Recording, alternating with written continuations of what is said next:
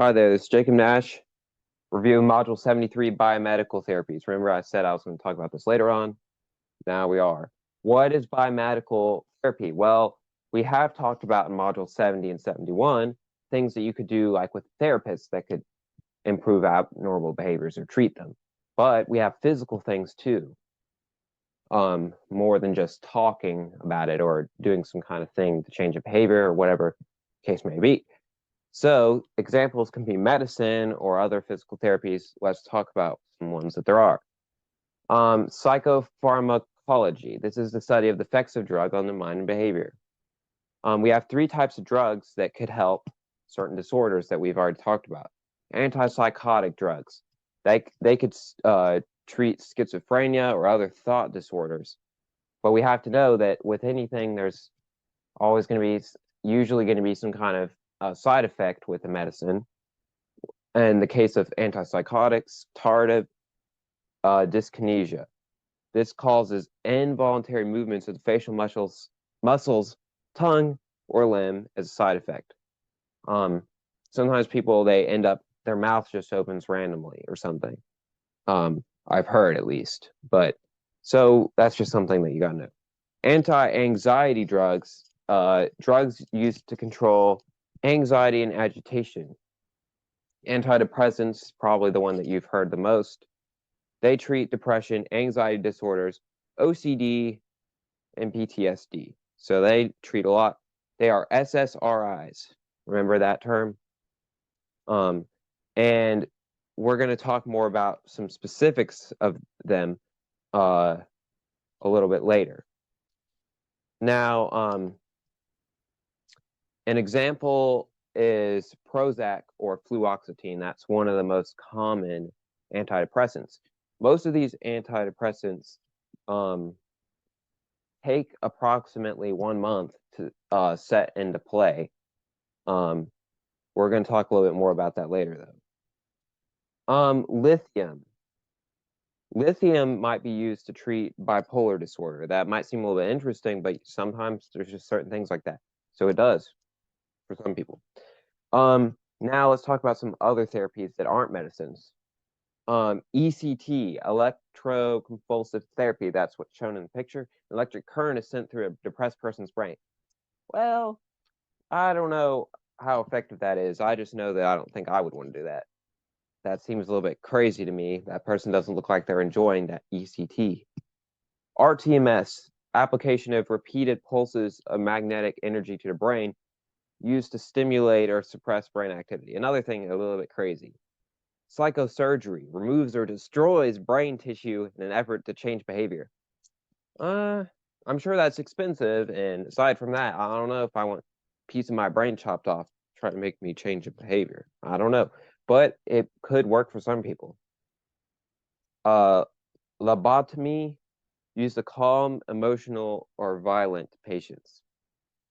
All right, EMDR. So this is a little bit crazy.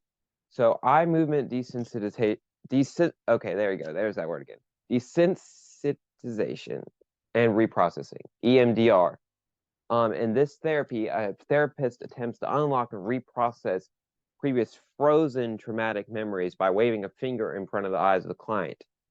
Well, most people reject this to be a true therapy that actually works, but some people think it does, but it appears to be not legit. But it's just something you need to know about.